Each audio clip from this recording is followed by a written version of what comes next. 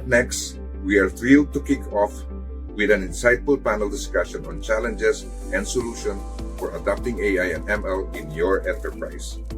We are all very excited about AI as a state-of-the-art technology, but enterprises face unprecedented opportunities utilizing artificial intelligence. It also faces many obstacles, from lack of understanding of the benefit of AI or a clear use case to ethical concern to a lack of quality data or skilled personnel. Our next panel discussion is about challenges faced by companies when implementing an AI plan, how to overcome them, and how can we even do more to succeed.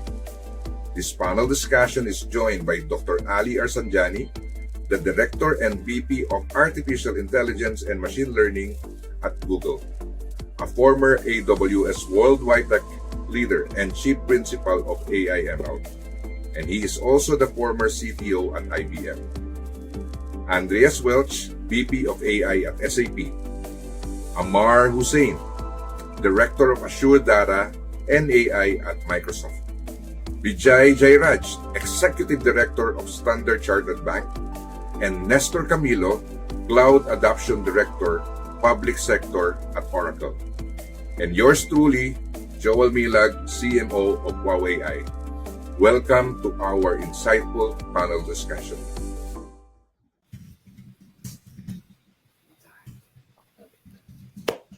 Hello again, everyone. Good day. I'm here back again, but this time around with four excellent gentlemen. I'm just so proud, honored, and humbled to be part of this panel discussion. I believe this is one of the most exciting part of this particular Worldwide AI Webinar 2022. And to start with, I would like to first thank everyone who are now in the panel discussion: Amar Hussain, Ali, Andreas, and Nestor. And I don't want to introduce them, but I would rather give them at least a minute to make their own introduction for themselves, because they, I cannot give justice to that. Amar, would you like to start it first? Well, thank you so much, Joel. It's absolutely a pleasure to be here with a fantastic company and with yourself. Thank you for the opportunity, and it's a privilege to be here. I am currently director at Microsoft Azure, leading the data and AI function there within a customer success unit. I have the privilege of leading and working with a fantastic group of solution architects, technologists who are passionate and focused on transforming, unlocking, and helping our customers achieve the targets and the goals that they have. So I'm very proud of that. Apart from that, my background is very much in the data and AI space. I did some time with Google, previous to coming to Microsoft Azure, and I have over 20 years of experience in the tech industry and what have you. I have a young family, live in the UK, in Manchester based. So that's myself. Thank you so much for having me here. Awesome. Thank you so much, Amar. I'm doing this alphabetically. I'm so sorry because I don't know how to rank every one of you guys. Ali, would you like to go next? Okay, great. Yes, Ali Arsanjani. I'm leading partner engineering for Google Cloud. And what that means is we help our business partners build on top of Google Cloud and integrate with Google Cloud and run on Google Cloud, specifically in the areas of the spectrum from data and analytics to AI/ML. Personally, in my previous job, I was with AWS leading the specialist solution architects for AI/ML. Prior to that, with IBM for about 200 years. And I was the CTO for machine learning and analytics and an IBM distinguished engineer there. And I continue to be a teacher. I teach a master's program in machine learning for a couple of universities here, UC San Diego and San Jose State. Back to you, Joel. Thank you so much, Ali. Again, this guy basically the one who kicked off our webinar. And now I would like to give you again, Andreas. Take it away, Andreas. Thanks, Joel. Hello, everyone. My name is Andreas Welch, and I lead marketing and solution management for AI at SAP. And I've been in the AI space for the last 6-7 years in different roles, actually. I started doing business development in 2015-16, just when we were all climbing up that hype cycle, and we're helping customers understand what is AI, what is machine learning, how is it different from traditional software programming. Moved over to our software engineering and product management organization to lead a COE to bring more of that automation and AI into our core products that many of the largest customers and companies in the world run their business on, and now have the privilege of focusing on what are the things that SAP should strategically look at when it comes to AI. How can we differentiate our business applications? And also, how do we talk about that value proposition to the market? I invite you to follow me on LinkedIn. I post every day about the lives and the challenges of leading an AI COE and automation COE. Really passionate about that because I want to help others who are on that same path, maybe a little earlier, find out from myself and from others through discussion how you can improve it. And I want to learn myself as well from others that are a little further ahead, how you have done it, and what maybe I and the rest of the community should consider. So look for the intelligence briefing on LinkedIn, and would love to connect with you. Thanks for the opportunity to be on the panel today. Thank you so much, Andreas. I'm so sorry, Nestor. You're the only one here who is letter N. That's why Very difficult to compete with people that have 2 A's, not just one. I'll give the floor to you now, Nestor, please. Absolutely. Thanks for the opportunity. I am Cloud Adoption Director for Public Sector in Latin America, 37 years working on IT. English is not my first language, and also I speak Portuguese and Spanish, so mixed language is a mess. I normally mix words, so sorry if I don't say something okay. I'm working at Oracle for the last 25 years. I have been in different roles. At first in pre-sales, working with partners and with different strategic accounts in Latin America. I worked as an enterprise architect, trying to understand business and technology and application and industries. It was one of my first big AI project was just near 10 years ago with a mining company trying to apply machine learning for improving their production system. Very successful case, won the best mining project in the world. And from this, the last 8 years, I am working with public sector in Latin America, attending government, healthcare organizations, and I'm very involved with artificial intelligence, machine learning, and technology in general.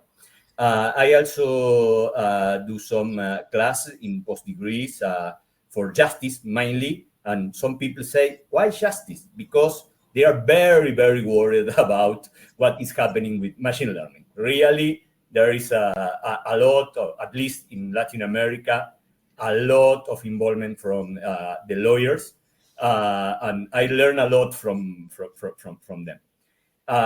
So thanks a lot for having me on this opportunity, and obviously an honor to be in this very interesting panel. Thank you so much, Nestor. Thank you so much, gentlemen. Let's start the ball rolling.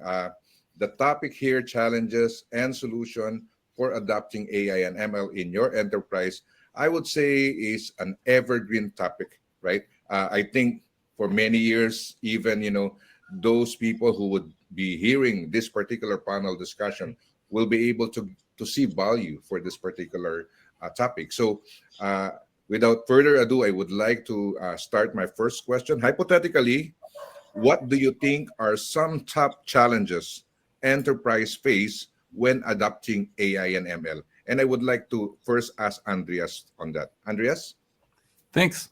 So from my experience, one of the biggest differences between AI and any other project that is creating that challenge is really that AI is not like any other IT project or data project that you run in the past. There's a lot more research involved. It's not a straight shot from start to finish with fixed milestones and timelines that you can adhere to in the middle. So there are some risks to running this project. There are a lot of uncertainty. Maybe you don't have the right data. Maybe you need to do some extra work. Maybe you need to annotate it first, all these kind of things. And I see that when you build AI models and solutions from scratch, right? The teams and the business teams involved, a lot of times they don't know what they don't know, right? Maybe they're so excited about the fact that, hey, there is AI and we should look at AI and build something with AI, but maybe they forget in the first place to ask, what is the problem we're trying to solve and what's the best technology to solve it with? So maybe the answer is, don't use AI, use rules, use the traditional things that work, or use some automation. And then also there's this spectrum that I feel is there between that excitement of what you read in the press, what others are achieving, and hey, look, I can create images just with a blob of text, or I can summarize an NDA in the language that a 3-year-old would understand with something like GPT-3. So all exciting advances and things happening. But on the other side, you might have a lot of fear. Right? What does that AI thing actually do to my job? Will I still have a job? How does it change? So a lot of this uncertainty is as well that you need to manage if you want to drive successful adoption. So to sum it up, I would say it's really that mindset of AI is not IT. It's not your regular project. There are things that you don't know that you will discover throughout the process, and you need to manage that spectrum between excitement and fear. Thank you so much, Andreas. Ali, do you have additional information or insights about that?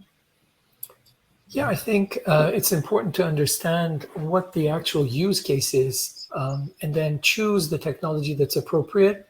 I would say that any traditional mechanism should be broken down into what you would do with software engineering and with machine learning. So there's a segment of the problem that is easily addressable through traditional software engineering practices, best practices. And there's a segment which potentially could benefit from unlocking data. And that unlocking and activating data would be through machine learning. So if you can partition the use case into those two categories, what's traditional, what you do for scalable architecture versus what you have data for, input and output data that you can then use to unlock capabilities within AI/ML kinds of scenarios. Okay, thank you so much, Ali. Nestor, I will not put you on the last. Nestor, any additional input? Yeah, absolutely. For me, there is two important things on this. The first one, obviously, as everyone say, doing a project without a good business hypothesis is not the best way to do on machine learning. And why I'm talking about this? Because this was very similar with the technology 20 years ago when we started doing project with internet or whatever technology you think about it. At first, as we as technology want to test, use it. But really, if there is no business on this, really the opportunity of using the technology will be lost. And this is a serious problem. We see a lot of cases where people are trying to win a competency, improving 1% an algorithm. And really for the business, this means nothing.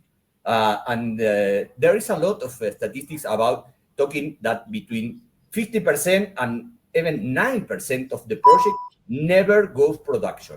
And why this? This is the second problem. Going to production is not easy.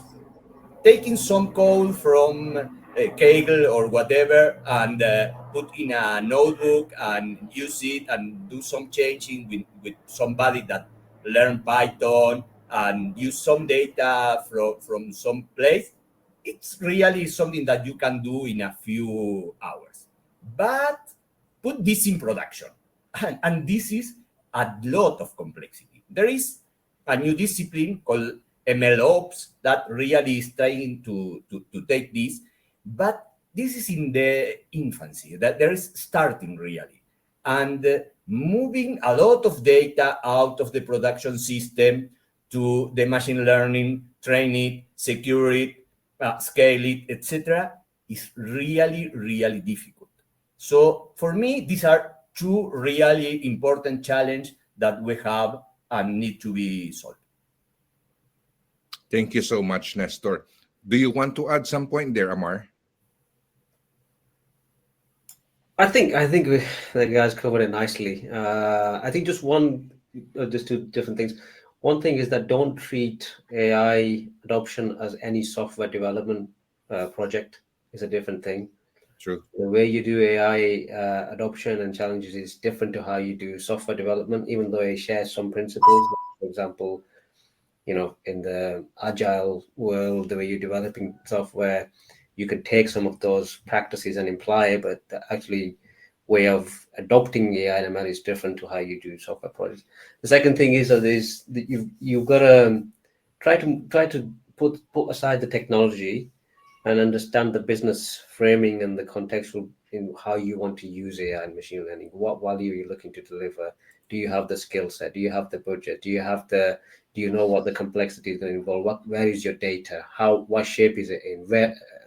How do you handle your data pipelines, et cetera, et cetera? So I think, having a data centric kind of view really helps. And also the non-technological emphasis and focus is really important. Don't jump into it straight away and thinking that you can just, switch on and off. So I think that's just a bit of a few things that come from my side on top of what everybody just said.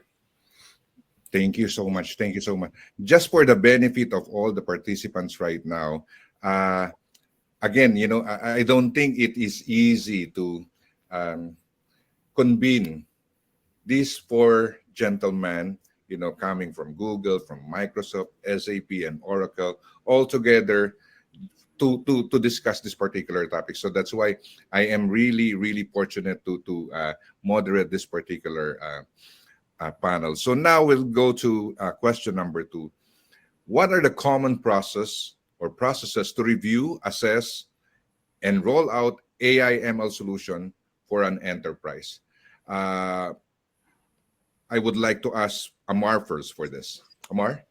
Yeah, no, thank you, Joel. I think for me, some of you really need to have a strategy or a framework or a methodology when you're running projects like this, when you're running especially AI and machine learning project, because if you don't, what you're going to end up doing is actually building something or spending a whole lot of money on a project because somebody else is doing it and you just want to do something similar, and then find out actually it doesn't do anything that you really, that adds value to your business or unlocks any value for your business. So you really need to have a process and a strategy in place and then you need the leadership to execute and actually deliver that. Now, the way you would do something like this is that, you would need to first of all understand, what problem or what are the issues or challenges we're having in our business, and then work your way backward from there to see how can we leverage machine learning and AI. It might not be the answer always, like we said before, but it could be a lot simpler way of doing this. So first of all, getting that framing, the business case understood, and really intimately know the challenges and why you're looking to use this capability, and then working backwards from there to understand, well, for any machine learning and AI project everybody will tell you that the core of it is, the heart of it is data. So you need to get your data portfolio in the right place, in the right shape, in the right kind of format. And then you need to start thinking about how you want to build your model and development and those capabilities on top of that, and then testing and training. So those are some of the kind of technology type of areas. Then on top of that, what you need to have in place is a way to kind of monitor and maintain what you're putting in there. So think about the full process end to end, and how you're going to manage and control and monitor that. Because what's going to happen is once you build an AI model and an AI solution, it never stays the same. Like from 1 week to next week, data changes. And so you need to make sure that your model that you're building or your product that you've built with your AI is actually fresh and it has the right data, being fed to it so that it can give you the right accuracy or the level of accuracy that you're expecting to have over a certain period of time. So you need to have a kind of strategic view of where you're going. And those are some of the capabilities that you need to have in place in terms of reviewing, assessing, and rolling out. And then, another really, really critical, really important area is just making sure that, you're checking for all the ethical issues and challenges that you might come across, that data is not biased, the security governance of your data that you are using, what's the implications of this when you put this thing out, how is it going to impact your user base, making sure that you start small and then you prove the value and then you kind of iterate on that moving forward. So these are some of the practices that you will look at when you're looking to kind of roll out AI and ML solutions for your enterprise. So that's what I would say to start with, Joe. Thank you, Amar. That was very detailed, but probably Dr. Ali can add something to that. I think pretty much everyone has mentioned a whole lot. I'll maybe move on to the next question or something. Sure. No problem. We can move on to the next questions, unless other panelists would like to add some points on the second question. If now we can move on the third question. What does your interdepartmental dialogue involve when you've got some groups advocating for adoption of new technology, but other groups resisting in defense? And how can we find common grounds, Dr. Ali? Yeah, this is natural human resistance to change. Unless people are motivated to change, they won't. So I would reach out to them. Skill is an important issue. You would need to have organizational upskilling so that people are, obviously, we are all afraid of what we don't know. And if I don't have the skills in something, I'm more resistant to it because I feel it's a threat to me potentially. So I would upskill and I would have inclusive programs where I would demonstrate incentives for participation in those programs. So if my group is not participating in some kind of a machine learning program, I would find use cases and incentive programs within the organization that would motivate me to be inclusive, to participate, and gain something that is aligned with my business objectives. That would be my 2 cents. Thank you, Dr. Ali. Nestor, do you want to add some insights there? No, I prefer for the next question, really. Awesome. How about you, Andreas? Any other? Nope. All good. Right. Yeah. So from my experience working with customers, very particularly in finance, where we're looking at matching incoming payments to open invoices early on, in that hype cycle when AI was really, really new. And obviously not everybody is on that same innovation journey yet. So some people might be a bit further ahead. Some people might just get started.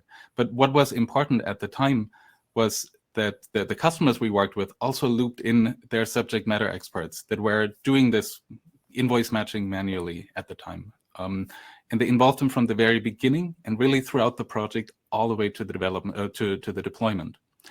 And the thing that was important was that the project leads and process owners said, hey, look, we want to help you be and become more efficient and more effective. It's not about reducing or replacing jobs, but it's really about making sure that we can keep up with the growing volume that we're seeing in transactions, in invoices, and use technology for that. So you only need to look at the exceptions. There will still be a few, right? But here's how the system actually works. This is how the matches are being made. And very early on, we actually started giving information like, we believe this is a 92% match. And when we showed it to the customer, they said, okay, so what? Is 92% good? Is it bad? Why did it make that prediction? So that aspect of explainability became a lot more important. And some of the additional features we then added were around, what are the features by which this prediction has been made? Maybe it was because the customer name and the account number and the amount of the invoice were really highly important for coming up with that prediction. So really, the point I'm trying to make is give as much information that you can and as much context that you can to those users, and especially business users, for them to have a better understanding of why they should trust that prediction. And I think that trust is really, really important, especially in a business context where pretty much any decision ends up being a high stakes decision because there's a financial implication attached to it. So make it real and explain it.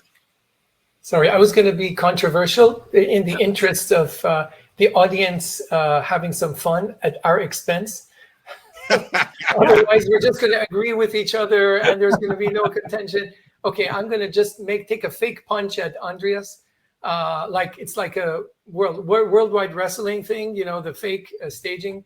This is a version of it for AIML. So if I'm a business unit, you're not going to get me to trust your results because I don't know AIML.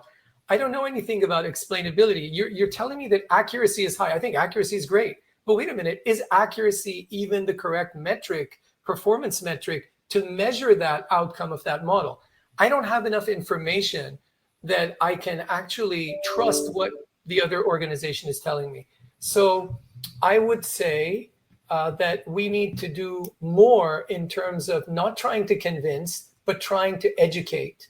Because you can have a conversation with someone, and if they're in a completely different frame of mind, they're in a completely different mindset and a completely different knowledge base, there is almost no way we can convince them. So that's my fun jab at Andreas. all there. Right? And that's part of getting the buy-in, like you said, right? And they can precede the details of what you want to do and how you want to do it. But I think an excellent point, Ali. And a lot of this. Sorry, Nestor. Go ahead. Absolutely. I like the Ali position a lot. And my experience teaching lawyers about artificial intelligence is incredible. I have a prime minister of a court in a province in Argentina that he knows about machine learning more than a lot of students, the student of IT. Incredible. And when we talk about this, he's a big fan of opening a lot of what happened internally in the justice system. And when I ask, why do you want to do that? Because if I get enough information or how some judge do some rules, this will be more confident in the people that need to invest, will be more confident that the discussion that we do and the rules that we do are good for the business and are right and not with bias. And if they use some artificial intelligence to see what is the difference between one country and another, we will get more business. And this was from a lawyer, not really from IT. And this was because education, absolutely.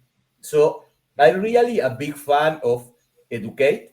And Finland do an interesting job a few years ago doing training, free training for public officers, and later in Europe they opening for a lot of countries and translated to a lot of different language.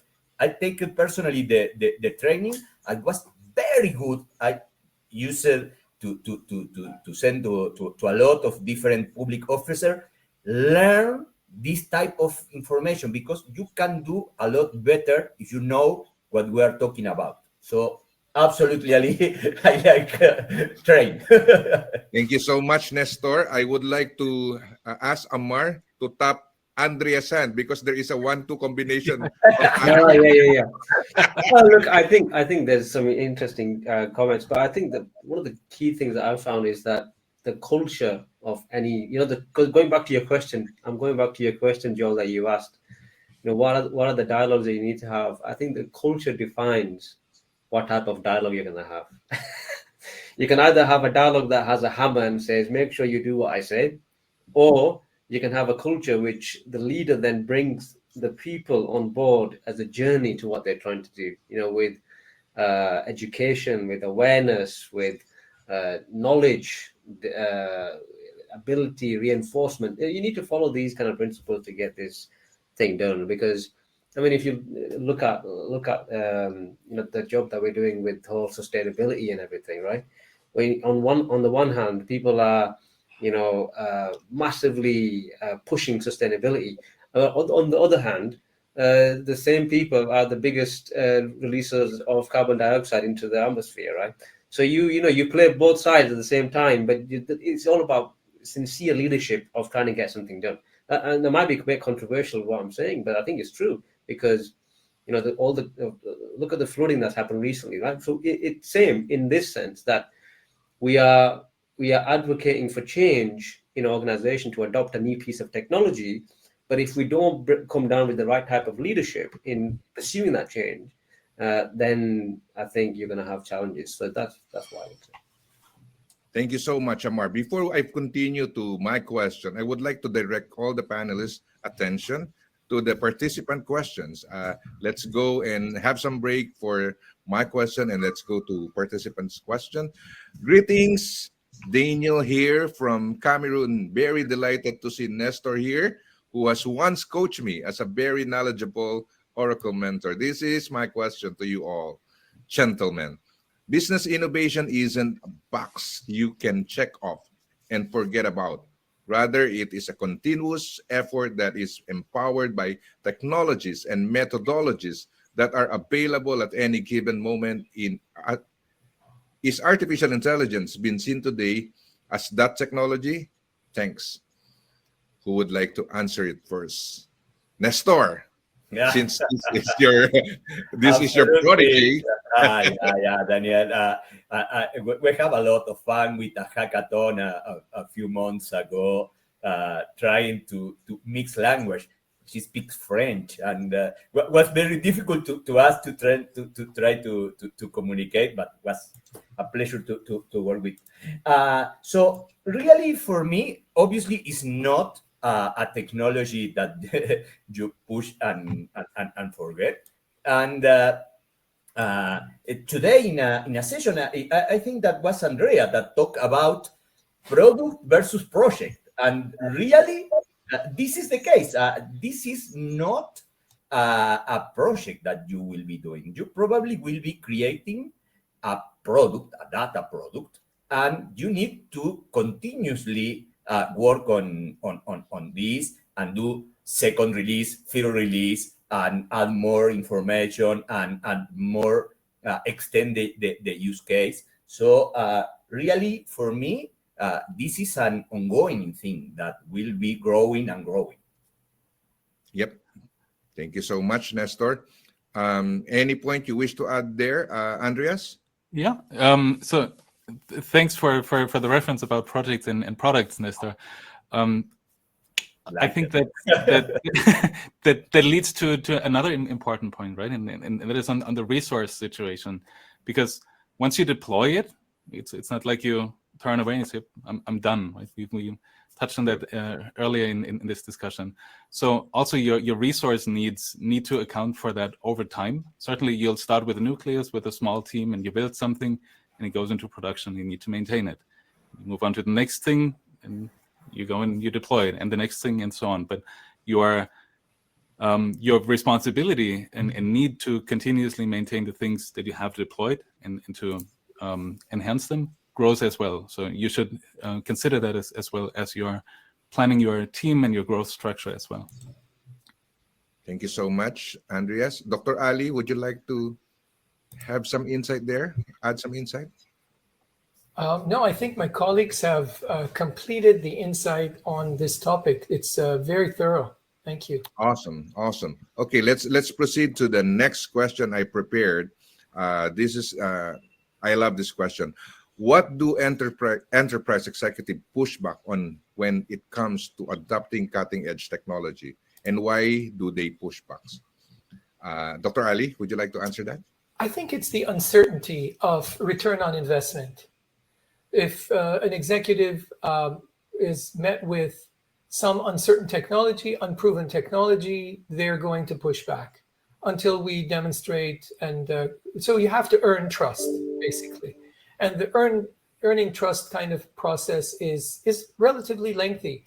So starting out small, using projects that are demonstrating key performance indicators that can be enhanced. So something that someone cares about. If I come to you with some proposition and you don't really care about that proposition, or it's not really aligned with your business objectives, it's not going to be important. But if it is, you will listen. And if there's a project that will pinpoint some advancement in that area, it's going to be, you're going to tend to listen to it more.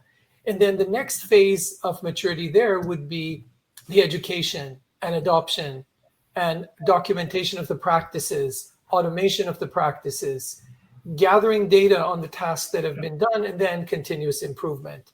I went through that pretty much in my talk today about the 6 levels of maturity that you go through. Yeah. But that's pretty much it in a nutshell. Mm-hmm. Thank you so much, Ali. Amar, anything you wish to add from that point? I think Ali's covered it nicely. I think the only thing I would say sometimes is that sometimes, you get different type of execs. You get the type of execs who are very data driven and very savvy in their way of thinking. But some exec are very gut minded and they just feel like, they because of the experience and what they've done before is going to work out, and anything else you say is not going to go. So I think it's just the case that the kind of, sometimes you come across these execs and the style they have, but I think a lot of things that he's already touched, which are all very, very valid things. Awesome. Thank you so much. I would like to go to the next question. Okay, we've spent time covering the challenges surrounding AI/ML integration at an enterprise level. Now, let's switch gears to the other half of our panel discussion topic, which is how we can overcome some of the resistance to tech adoption. First, the low-hanging fruit. One by one, can each of you state what you think is the easiest adoption challenges to overcome and how to overcome it? Nestor, would you like to answer that one? Absolutely. I was waiting for this question. For me, this is make easy to companies to use machine learning with low risk of failure, because a lot of people are have problem having risk, and if you put a lot of money in a project and you don't get anything good for this, you can lose your job. And for this, and this is what we're doing in Oracle. No, what we do is, for example, put embedded models in our business apps. What means this? That you don't need to be an expert to use machine learning, because it's already embedded in the application, and you can use your data to train the model, but the model is already predefined. All the complex part of getting the data right, all the pipeline, or this is already taken care. So this for me is very, very basic. This is a lot more than obviously project that can be solved in the business apps. But for example, we have some services like vision, speech. Everybody has some type of this type of service that make more easy to do your first project that write 1,000 lines of code. What we do, we use some of the open source algorithms and already pre-trained, but what we are using is use something that's called transfer learning, that you can take some part of your own data and use to retrain the algorithms, so you can extend the algorithm with your own data. And this obviously make a lot of difference. And the third one is using something that was a hype a few years ago that's called AutoML. Now it's really very, very good. We have this concept of AutoML that is making more easy to train a model. And we have also a user interface. Almost all the vendors have a user interface on top of this. But means with 4 clicks, you can take a data in one table and create a model that is very, very good, very, very good. Learn and implement with 2 more clicks. And in the case of Oracle, if your application is running on Oracle database, you don't need to move your data. So it's very, very easy to put later on production. And if you use MySQL, we just released a functionality that do exactly the same. With 1 line, you can train a model and put it work very, very fast. You like to write Python code? No problem. We have SDK that make easy to do that. But for me, making easy to make your first project is a must. Nestor, thank you so much. I'm quite conscious about our time. We have like less than 5 minutes left. Dr. Ali, would you like to add some points there? No, I think that was very thorough. Thank you, Nestor. Yep. Andreas, Amar, would you like to add some points there? Or we can proceed to the last question now. Yeah, I'm happy with the last. Let's go. Okay. This has been an incredible, exciting discussion thus far. Looking at the time we have left, I want to close with a best practice round robin. If each of you, one by one, could please offer the audience your best tip on how to drive adoption of cutting-edge technology at a resistant enterprise customer.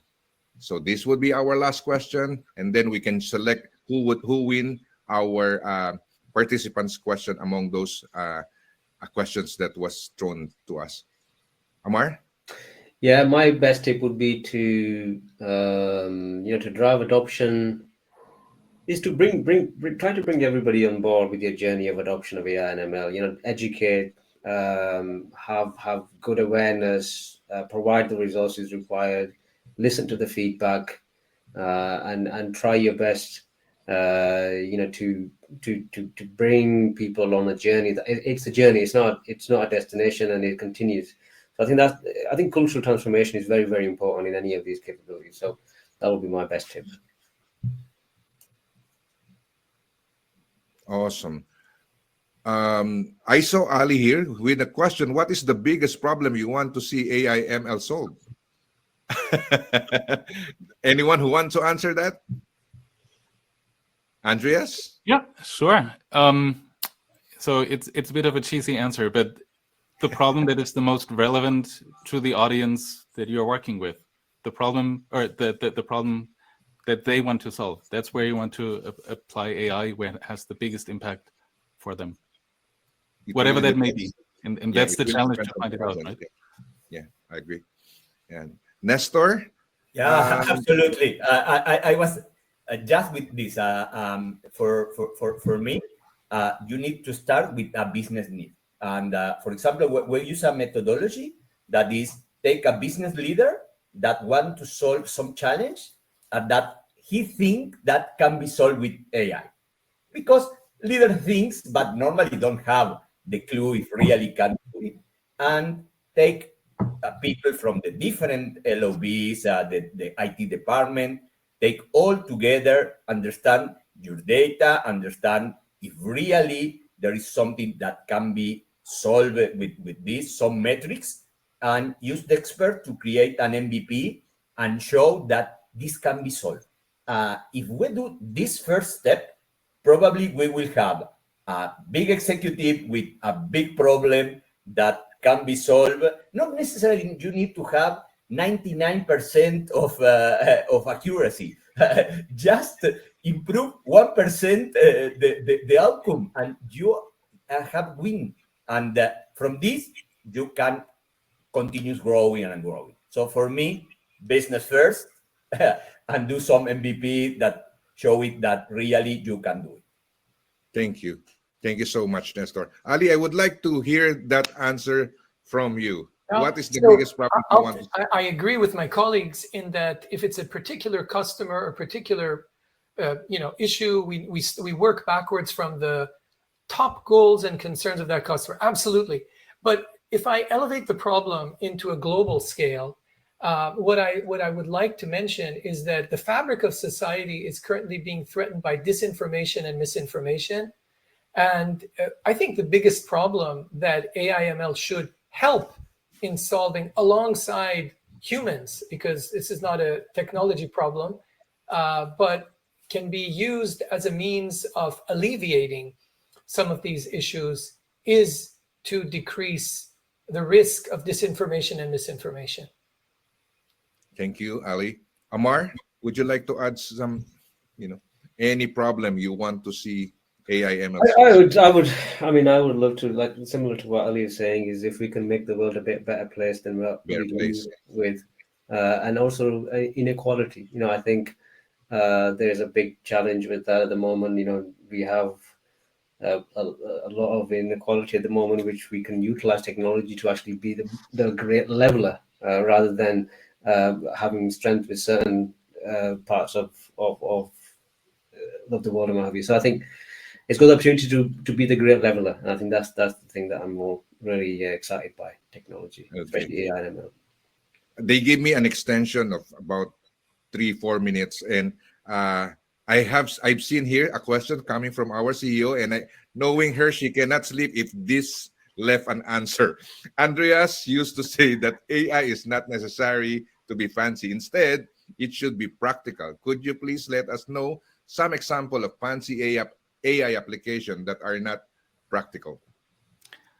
So I would point that again at things like DALL-E 2, these kind of models that we're seeing right now. I think there's a huge opportunity, and it's super exciting to see where we're just starting, and just to think about and imagine what the possibilities are, right? With these kind of things, and also large language models. I think overall, what I was trying to say with it doesn't have to be fancy, is that I feel in a lot of cases, if we come from a technology background, we're typically very excited just by the fact that there is technology and you can apply it to something, and it's 10 times better, 100 times better than what we used to have before. And we get hung up in very minuscule details, right? And maybe even a percentage point or a fraction of a percentage point improvement in accuracy or in some other metric. But if we do that, I feel we also lose that bigger picture of whose problem are we trying to solve, and what are we actually doing here, and why do we want to use that technology? So that's what I mean by, it doesn't have to be fancy, right? It doesn't have to be the best thing optimized until the last detail, but it needs to solve somebody's problem that they really have, and do that in a practical and in a pragmatic way. Thank you so much, Andreas. Any gentleman who wish to add or to answer our CEO question? No, but I prefer to answer a question that is in the participant questions. And I? Sure. What question is that? Yes. Jamel Khan, that say, how do we ensure that the AI model are fair and not biased? As AI model sometimes can be very complex to understand and explain. And this for me is really one of the biggest problems that we will have in the future. We have now with some industries that are regulated, and people are talking about that you don't want to have a black box, but you want to have a white box. What this means? That the decision taken by the algorithms or the recommendation need to be explainable. And this is, in the judicial system, is a very big, it's very, very, very important. Imagine that in some courts, there is an algorithm that say if you can go to home prison, or you need to maintain in jail. Imagine that some algorithms say that you can do or you not. So if there is no a clear explanation, this will put you in jeopardy. It's the same for healthcare. It's starting to see something similar in financial service. And a lot of people say that this will happen only in some regulated industry. For me, this will happen in every industry. Today, maybe we are not in all, but in a few years, everything will need to have some type of explanation. And really here, technology companies can do a lot. In Oracle case, we already have implemented explainability in our algorithms, and we can get you the answer and the reason why we're talking about this without any extension of programming. It's just coming out of the box. And I think that this is the responsibility that we as technology company need to do more, because this obviously, I get the answer, but obviously you need to show it. If you don't show it, the answer is not. Nestor, so sorry.